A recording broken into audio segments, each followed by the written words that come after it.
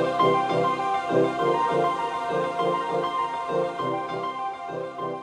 minutes, I'll stick to my limit. I think Dr. Coulson Thomas, if I'm a little bit longer, you can penalize me and put me back. So good afternoon, ladies and gentlemen. Let me begin by thanking the Institute of Directors for inviting me to this very fascinating series of deliberations on the rapidly evolving space for corporate social responsibility. A topic that is fast emerging as an essential part of corporate strategy and boardroom agenda. So it's great to see the quality of commitment in the audience here today, and that I believe will play a vital role in developing a greater understanding of the nuances of this new ecosystem.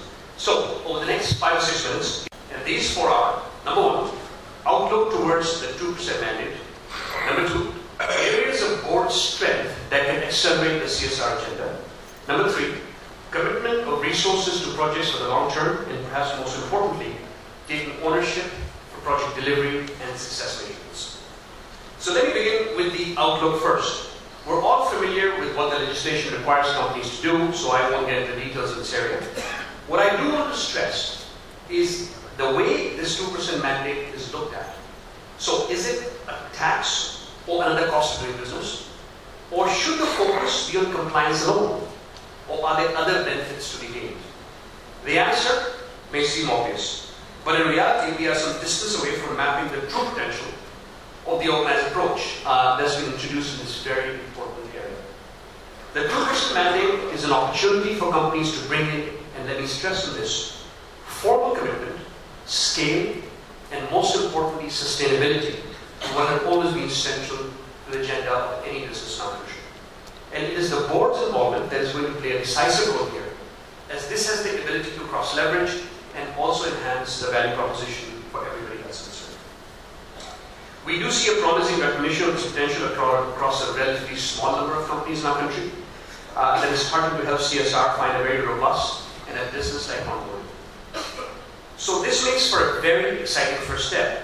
What we on the boards need to be mindful of is that companies' contribution in this 2% mandate only adds up to about 20,000 crores. This is substantially less than what our government spends. Now this brings me to my second point, and that is board setting the direction on the areas of intervention which would leverage the organization's strength and optimize utilization of resources.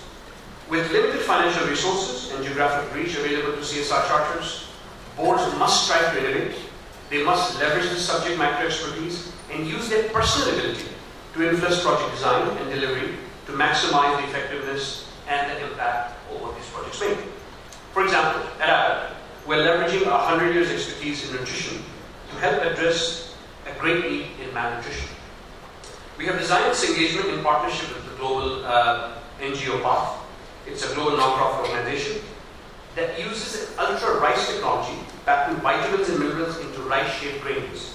This made from rice flour and manufactured using pasta extrusion equipment. More than a dozen Abbott scientists have collaborated with Path to research and develop these new formulations of ultra-rice that includes iron, zinc, vitamin A and B, and this will be customized to each country to meet the local needs of that country. Abbott and our foundation, the Abbott Fund, are helping Path to find real-world and locally appropriate solutions that will help the expense of fortified rice. So we have created a low-cost quality control kit that will work with local millers that can ensure that blended rice has the right amount of ultra-rice fortification.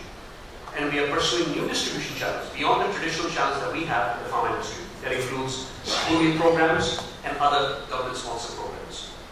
And we're looking at introducing this new improved ultra-rice formulation in a number of countries. That includes our country, of course, India, but also in Brazil, working with local producers and rice millers to make sure this process is sustainable. Speaking of sustainability, brings me to my third point, which is the board's view of horizon for CSR engagements. We've had several examples of ad hoc and one-off projects, and several of our panelists mentioned this, with limited impact in society forming for CSR agenda, year after year. They have to go rapid change if boards want to create a meaningful meaningful impact. Now let me share with you an example of this philosophy that we work with Abbott here right in India.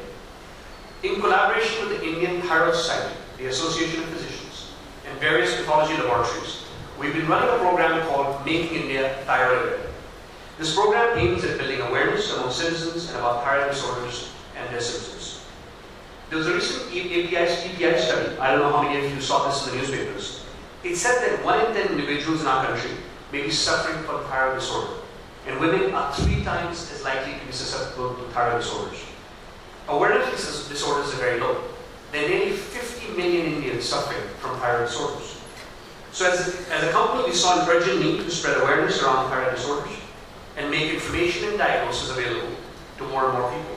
Over the last 4 years, in partnership with the Indian Thyroid Society, we've reached out to 1.5 million or 15 lakh people through more than 17,000 diagnosis and education camps around the country. Such impact would not have been possible to achieve without the board's commitment to ensuring sustaining this program over a long period of time. A long-term and sustainable outlook towards every initiative must reflect very clearly in every CSR policy and plans. Large-scale projects with a visibility of 5, 10, perhaps I can even say 20 years can spell a meaningful and remarkable difference, not only for the society or the communities concerned, but also for our organization, other organizations, and all the relevant stakeholders. Here again, it is the boards that have the ability to appreciate these aspects and drive them effectively through policy plans, impact assessment, reports, and sustainability. I'm getting to my last point. I think I'm almost there, perhaps a minute to go, which is around the need for boards to be accountable for projects' delivery and success. Not seeing projects through the last mile will defeat the very purpose that can potentially undo all the guidance through the previous stages. Another area that all boards need to keep a key eye on is this sudden and maddening rush towards civil society organizations. The 2% mandate has seen a large number of companies reach out to the NGO sector, seeking their help in deployment of funds that have been very large in nature, leaving many of them somewhat unprepared and overwhelmed. Overwhelmed. You may have read the Economic Trust study, the barometer study last year that highlighted NGOs as a group that enjoyed the highest level of trust in India, and at the same time warned of risks looming over the large number of funds that have headed their way, with absence of required resources to adequately implement many of these programs.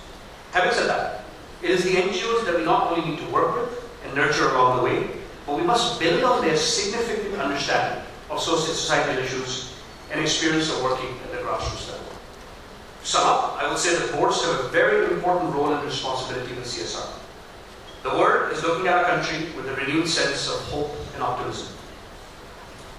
The government, while preparing to live up these hopes and expectations, has identified some very compelling societal issues that need support and guidance of our industry. And I have no doubt that the boards are poised to make a defining contribution to efforts around the country to make our country a healthy, educated, and a prosperous country. Thank you for giving me the time.